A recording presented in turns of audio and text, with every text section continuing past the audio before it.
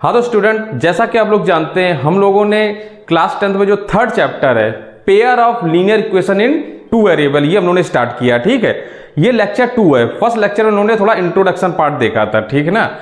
आज हम लोग क्या देखने जा रहे हैं कि जो pair of linear equation in two variable है उसके सॉल्यूशन कितने टाइप के होते हैं। ठीक है, टाइप्स ऑफ सॉल्यूशन देखना है इस लीनियर इक्वेशन के। ठीक है, पेयर ऑफ लीनियर इक्वेशन। तो आइए शुरू करते हैं कि हम लोग थोड़ा सा देखते हैं, पहले हल्का सा रिवीजन कर लेते हैं पेयर ऑफ लीनियर इक्वेशन से, और फिर उसके बाद उसके टाइप्स देखते हैं कि कितने प्रकार के इसमें सॉल्यूशन हम लोग को मिलेंगे। तो आइए, जैसा कि हम लोग जानते हैं, देखिए pair of linear equation in two variables में क्या कहा जा रहा है, पेयर होना चाहिए, मतलब जोड़े में, मतलब एक साथ दो आने चाहिए इक्वेशन। ठीक है, दोनों इक्वेशन में जो भी x और y का मान होगा, जो भी x और y की वैल्यू होगी, वो दोनों इक्वेशन में सेटिस्फाई होनी चाहिए। वो सिस्टम, पूरा जो सिस्टम ऑफ इक्वेशन है वो पेयर में होना चाहिए। ठीक है ना। तो इसमें देखिए लीनियर इक्वेशन के लिए, लीनियर इक्वेशन है, लीनियर इक्वेशन के लिए क्या होना चाहिए, जो वेरिएबल की पावर है या इक्वेशन की जो डिग्री आएगी वेरिएबल की पावर, वो 1 होनी चाहिए। ठीक है ना, मैक्सिमम पावर 1 होनी चाहिए, इससे ज्यादा नहीं होनी चाहिए। ठीक है ना। और इसमें 2 वेरिएबल होना चाहिए, कम से कम क्या, 2 ही वेरिएबल होना चाहिए। Pair of linear equation in two variables कहा जा रहा है ना, तो दो वेरिएबल। तो देखिए इसका जर्नल फॉर्म क्या होता है, हम लोगों ने पिछले क्लास में भी पढ़ा था, इसमें भी देखिए कि पेयर ऑफ लीनियर इक्वेशन का जनरल फॉर्म क्या होगा, a1x plus b1y plus c1 बराबर 0, ये पहली इक्वेशन हो जाएगी। और a2x plus b2y plus c2 बराबर 0, ये इसकी दूसरी इक्वेशन। और ये सेटिस्फाई करनी चाहिए। ठीक है ना, एक दूसरे में सेटिस्फाई करनी चाहिए, मतलब x और y का जो मान होगा, इसमें जो भी x y का मान होगा वो दोनों में सेटिस्फाई होना चाहिए। ठीक है ना, अगर कोई भी x का मान आ रहा है तो दोनों इक्वेशन को सेटिस्फाई करनी चाहिए।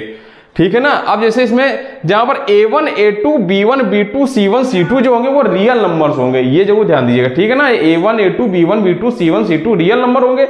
और a1 a2 b1 b2 जो होगा, a1 a2 b1 b2 ये नॉन जीरो होना चाहिए। ठीक है, ये जीरो के बराबर नहीं होना चाहिए। ये सब चीजें हमने पिछली क्लास में हमने सीखी थी। अब आइए देखिए टाइप्स ऑफ सॉल्यूशंस। देखिए इसके कितने टाइप के सॉल्यूशन मिलेंगे हम लोग को। तो देखिए जब हम लोग इसको सॉल्व करेंगे, थोड़ा हम लोगों ने पीछे पढ़ा था, देखिए इसमें एक मिलेगा यूनिक सॉल्यूशन। ठीक है, एक ऐसी कंडीशन आएगी, एक ऐसा केस आएगा जिसमें यूनिक सॉल्यूशन मिलेगा, मतलब सिर्फ इसका एक ही सॉल्यूशन होगा, मतलब इसका एक ही सॉल्यूशन आएगा। एक ऐसा केस, सेकंड केस में ऐसा आएगा इनफाइनाइटली मेनी सॉल्यूशन मिलेंगे, मतलब इसमें इनफाइनाइट सॉल्यूशन होंगे, x और y के अनंत मान, मतलब इनफाइनाइट वैल्यूज होंगी इसमें, तो उसको कहेंगे इनफाइनाइट मेनी सॉल्यूशन। ठीक है ना।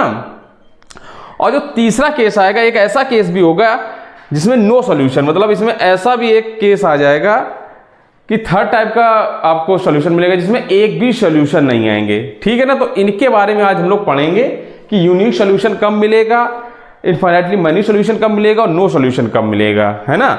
और देखिए इसको हम लोग 2 तरीके से, ग्राफिकली रिप्रेजेंटेशन देखेंगे कि ग्राफिकली अगर आपको दिया जाए तो कैसे बताएंगे कि यहां पर यूनिक सॉल्यूशन है कि नो सॉल्यूशन है कि इनफाइनाइटली मेनी सॉल्यूशन है। तो इस को हम लोग ग्राफिकली भी देखेंगे और साथ में इसमें हम लोग देखेंगे अलजेब्रिक, अगर कोई इक्वेशन दे दी जाए तो हम लोग इसको कैसे हम लोग उसको निकालें, अलजेब्रिक मैथमेटिकल वे से कैसे निकालेंगे कि हम लोग बता सके कि ये यूनिक सॉल्यूशन है, ये इनफाइनाइटली मेनी सॉल्यूशन है या नो सॉल्यूशन है। तो दोनों हम लोग दोनों केस देखेंगे। ठीक है, एक ग्राफिकली भी देखेंगे और एक अलजेब्राइक वे भी देखेंगे, दोनों मेथड देखेंगे।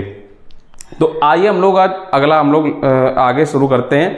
इसमें सबसे पहले देखिए हम लोग शुरू करने से पहले एक चीज और देख ले रहे हैं कि कंसिस्टेंट सिस्टम और इनकंसिस्टेंट सिस्टम क्या होता है। ठीक है, आइए थोड़ा उसके बारे में और जान लें, उसके बाद हम लोग फिर आगे बढ़ेंगे। ठीक है, आइए देखते हैं। हाँ तो आइए देखते हैं कंसिस्टेंट सिस्टम और इनकंसिस्टेंट सिस्टम क्या है। देखिए कोई भी सिस्टम कंसिस्टेंट सिस्टम कब कहलाएगा, देखिए a system consisting of a pair of linear equation in two variable is said to be consistent if it has at least one solution. ये कह रहा है कोई भी पेयर ऑफ लीनियर इक्वेशन अगर है, ठीक है, pair of linear equation in two variable जैसे दिया गया है, उसमें अगर कोई भी सिस्टम को कहेंगे एक कंसिस्टेंट सिस्टम है, ठीक है ना, तो ये कब कहेंगे, जब उसका कम से कम एक सॉल्यूशन तो होए। जब कम से कम उसका एक सॉल्यूशन अगर आता है तो हम लोग क्या कहेंगे, ये कंसिस्टेंट सिस्टम है, मतलब कम से कम एक वैल्यू x और y की अगर निकल आती है तो हम लोग कहेंगे ये कंसिस्टेंट सिस्टम है, ठीक है ना। एक से ज्यादा भी निकल आए तब भी वो कंसिस्टेंट कहलाएगा, कंसिस्टेंट कहलाएगा सिस्टम, कंसिस्टेंट सिस्टम। लेकिन अगर एक भी निकल आता है तो भी वो कंसिस्टेंट सिस्टम कहलाता है। सेम अब इसका देखिए, इसी तरीके इनकंसिस्टेंट में क्या हो जाएगा, a system consisting of a pair of linear equation in two variables is said to be inconsistent system if it has no solution. जब किसी भी pair of linear equation in two variables में अगर उसका एक भी सॉल्यूशन नहीं निकलता है, एक्स और वाई का वैल्यू निकलती ही नहीं है कहीं पर, तो उस सिस्टम को क्या कहेंगे, वो इनकंसिस्टेंट सिस्टम कहलाएगा, ठीक है ना। तो आप लोग जान गए होंगे कि कहां किस सिस्टम को कंसिस्टेंट कहेंगे, किस सिस्टम को इनकंसिस्टेंट कहेंगे, ठीक है, कंसिस्टेंट। अच्छा देखिए, अब देखिए जब कंसिस्टेंट सिस्टम क्या होगा, वो दो जगह पर वैलिड होगा। एक क्या होगा, जब यूनिक सोल्यूशन होगा, ठीक है ना। जब एक यूनिक सोल्यूशन आएगा तब क्या कहलाएंगे उसको, तब कहेगा कंसिस्टेंट सिस्टम, ठीक है।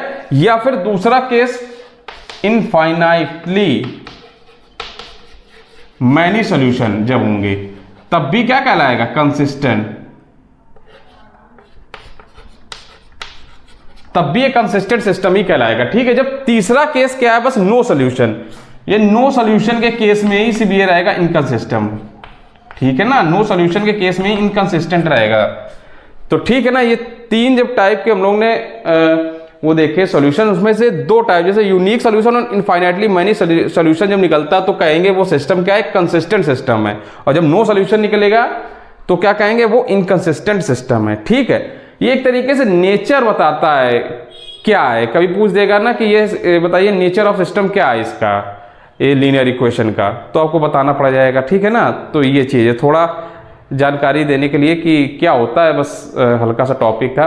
अब आइए हम लोग देखते हैं अपने टाइप्स ऑफ जो सॉल्यूशन थे उसमें देखते हैं पहले ग्राफिकली वे से कि कैसे हम लोग बताएंगे कि ये कोई भी सॉल्यूशन नो सॉल्यूशन है या इनफाइनाइटली मैनी सॉल्यूशन है या यूनिक सॉल्यूशन है। तो आइए ग्राफिकली रिप्रेजेंटेशन से हम लोग आइए देखते हैं। हाँ, तो आइए देखिए पहले ग्राफिकली मेथड से हम लोग देखने जा रहे हैं, ठीक है।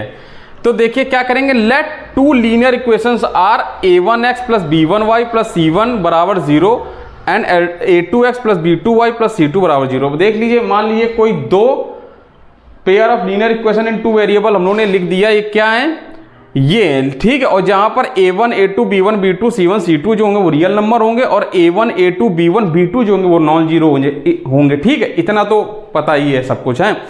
अब देखिए पहला जो था टाइप, उसमें था यूनिक सॉल्यूशन। कब हम लोग कहेंगे कि ये यूनिक सॉल्यूशन होगा, इसका ग्राफिकली रिप्रेजेंटेशन हम लोग कब बताएंगे कि ये यूनिक सॉल्यूशन होगा, ठीक है। तो लिखा when the lines L1 and L2 intersect at A point, ठीक है। ये कह रहा है कि ये देखिए ये एक x और y में ग्राफ बनाया, ठीक है ना। ये x y एक्सिस है ना, इसमें हम लोगों ने ग्राफ बनाया, ये लाइंस बनाई, ये L1 लाइन है और ये L2 लाइन है। L1 a1x plus b1y plus c1 बराबर 0 और ये L1 है, ये L2 है, ठीक है। सॉरी, ये दोनों हमने एक ही में लिख दिया है। ये जो लाइन होगी ये L2 हो गई, ठीक है। ये L2 लाइन है, a2x plus b2y plus c2 बराबर 0, ये L2 लाइन हो गई। तो देखिए जब L1 लाइन और L2 लाइन एक दूसरे को कहीं किसी पॉइंट पर इंटरसेक्ट करती हैं, मतलब मिलती हैं आके, जब काटती हैं एक दूसरे को, इंटरसेक्ट करेंगी, तब हम लोग कहेंगे कि सॉल्यूशन क्या होगा, यूनिक सॉल्यूशन होगा। जब भी हम लोग ग्राफ बनाएंगे और L1 लाइन और L2 लाइन एक दूसरे को किसी ना किसी पॉइंट पर इंटरसेक्ट करें तो क्या कहलाएंगे, ये जो सॉल्यूशन होगा वो यूनिक सॉल्यूशन में कहलाएगा, ठीक है ना। ये यूनिक सॉल्यूशन होगा, ये है, ठीक है। ये पहला पॉइंट था यूनिक सॉल्यूशन। आइए अब देखते हैं second point, infinitely many solution कहां पर हम लोग को मिलेगा। हाँ, तो देखिए दूसरा क्या था, इनफाइनाइट मैनी सॉल्यूशन, ठीक है। तो infinite many solution, infinitely many solution हम लोग कब कहेंगे कि ग्राफिकली बताना हो कि इनफाइनाइटली मैनी सॉल्यूशन कब होगा। तो देखिए when the lines L1 and L2 are coincident, मतलब जैसे ये ग्राफ x और y में दिया गया है, जब L1 लाइन और L2 लाइन एक दूसरे के ऊपर ही आ जाए, ठीक है ना, कोइंसिडेंट हो जाए, कोइंसाइड हो जाए, एक दूसरे पर अगर हो जाए, इसी यही L1 हो, इसी के ऊपर ही L2 आ जाए, ठीक है ना, एक ही लाइन के ऊपर दूसरी लाइन हो जाए, तो क्या कहेंगे, ये हो जाएगा इनफाइनाइटली मैनी सॉल्यूशन इसके आएंगे, ठीक है ना। यही a1x plus b1y plus c1 बराबर 0 है, इसी में यही a2x plus b2y plus c2 बराबर 0 है, ठीक है ना। तो ऐसे सॉल्यूशन क्या कहलाएंगे, इनफाइनाइटली मैनी सॉल्यूशन कहलाएंगे। जब लाइन L1 और L2 क्या हो जाएंगी, कोइंसिडेंट हो जाएंगी, तो क्या कहलाएंगे, इनफाइनाइटली मैनी सॉल्यूशन आ जाएगा। अब जो तीसरा केस आता है उसमें आता है नो सॉल्यूशन। तो आइए नो सॉल्यूशन के बारे में देखते हैं, कब कहेंगे कि ये सॉल्यूशन नो सॉल्यूशन होगा, ठीक है। आइए देखते हैं। हाँ तो देखिए तीसरा टाइप क्या था, नो सॉल्यूशन का केस था, ठीक है ना। तो तीसरा केस में नो सॉल्यूशन कब मिलेगा, तो देखिए ग्राफिकली हम लोग कब कहेंगे कि ये नो सॉल्यूशन होगा। देखिए when the lines L1 and L2 are parallel, जब देखिए दो लाइनें L1 और L2 आपस में पैरेलल हो, ना कहीं टच कर रही हो ना कहीं कट कर रही हो, ठीक है ना, तो क्या कहलाएंगे, उस केस में हम लोग को एक भी सॉल्यूशन नहीं मिलेगा। यहां पर देखिए L1 है, ये L2, ये एक दूसरे को कहीं भी आगे जाके काटेंगे नहीं, कहीं भी किसी भी पॉइंट पर ये ना इंटरसेक्ट करेंगे, ना ये टच कर रही है, ना ये कोइंसाइड कर रही है ना। तो ये क्या कहलाएंगी, इसमें हम लोग को कोई भी सॉल्यूशन x और y का कोई भी ऐसा सॉल्यूशन नहीं मिलेगा जिसको ये सेटिस्फाई करेंगी। तो ये जो केस होगा ये कहलाएगा नो सॉल्यूशन का केस। तो आपने तीनों केस देख लिए। पहला था यूनिक सॉल्यूशन, कब, जब दोनों लाइनें एक दूसरे को इंटरसेक्ट करती हैं तो हम लोग को यूनिक सॉल्यूशन मिलेगा, ठीक है ना। सेकंड केस था इनफाइनाइटली मैनी सॉल्यूशन, मतलब जब दोनों लाइनें एक दूसरे के ऊपर आ जाएं, कोइंसिडेंट हो जाएं, ठीक है ना, लाइन एक दूसरे को पूरे एक के ऊपर एक टच करें, पूरा एक के ऊपर एक आ जाएं, तब क्या कहलाएंगे, इनफाइनाइटली मैनी सॉल्यूशन आ जाएंगे। और थर्ड केस क्या हुआ, जब वो एक दूसरे के पैरेलल लाइन हो जाएं, ठीक है ना, तो क्या कहलाएंगे, उसका एक भी सॉल्यूशन नहीं मिलेगा। तो ये हम लोग का ग्राफिकली मेथड था, ग्राफिकली वे था बताने का कि हम लोग कैसे बताएंगे कि कोई सॉल्यूशन क्या, किस प्रकार का सॉल्यूशन होगा। अब आइए हम लोग अलजेब्राइक मेथड देखते हैं, कैसे हम लोग मैथमेटिकली अलजेब्रिक मेथड से कैसे बताएंगे कि अगर हम लोग को ग्राफ नहीं पता है, अगर से हम लोग को सिर्फ लाइंस दे दी गई हैं दोनों, ठीक है, तो कैसे बताएंगे कि ये इनफाइनाइटली मैनी सॉल्यूशन है, नो सॉल्यूशन है या यूनिक सॉल्यूशन है। तो आइए अलजेब्राइक मेथड देखते हैं। हाँ तो आइए अब देखिए अलजेब्राइक मेथड देखते हैं कि कैसे हम लोग बताएंगे कि कोई भी सॉल्यूशन यूनिक है या इनफाइनाइटली मैनी है या नो सॉल्यूशन है। तो आइए अलजेब्राइक मेथड से कैसे बताएंगे, ठीक है। इसमें भी देखिए मान लीजिए a1x plus b1y plus c1 बराबर 0 और a2x plus b2y plus c2 बराबर 0, ये दो pair of linear equation in two variable आपको दे दिए गए हैं, जिसमें से वही कि a1 a2 b1 b2 c1 c2 real number होंगे और a1 a2 b1 b2 non zero होंगे, ठीक है ना। ये आपको दे दिया गया है, ये ठीक है। ये दो आपको अगर इस तरीके से आपको दो लीनियर इक्वेशन आपको दे दिए जाए in two variable pair of linear equation, तो आप लोग कैसे बताएंगे, मैथमेटिकली हम लोग कैसे बताएंगे, कैसे निकालेंगे कि ये नो सॉल्यूशन है, इनफाइनाइटली मैनी सॉल्यूशन है या यूनिक सॉल्यूशन है। तो देखिए पहले यूनिक सॉल्यूशन, अगर हम लोग को बताना है कि यूनिक सॉल्यूशन है तो क्या करेंगे, a1 बाई a2 और b1 बाई b2 निकालेंगे। और अगर ये दोनों एक दूसरे के इक्वल नहीं आ रहे होंगे, ठीक है ना, a1 a2 is not equal to b1 by b2, a1 by a2 is not equal to b1 by b2 हो अगर, तो हम लोग क्या कह देंगे कि ये सॉल्यूशन यूनिक सॉल्यूशन हो जाएगा, ठीक है। इसमें हम लोग क्या करेंगे, a1 a2 का रेशियो और b1 b2 का रेशियो निकालेंगे, और अगर वो आपस में इक्वल नहीं आएंगे तो क्या हो जाएगा, ये एक यूनिक सॉल्यूशन हो जाएगा, ठीक है ना।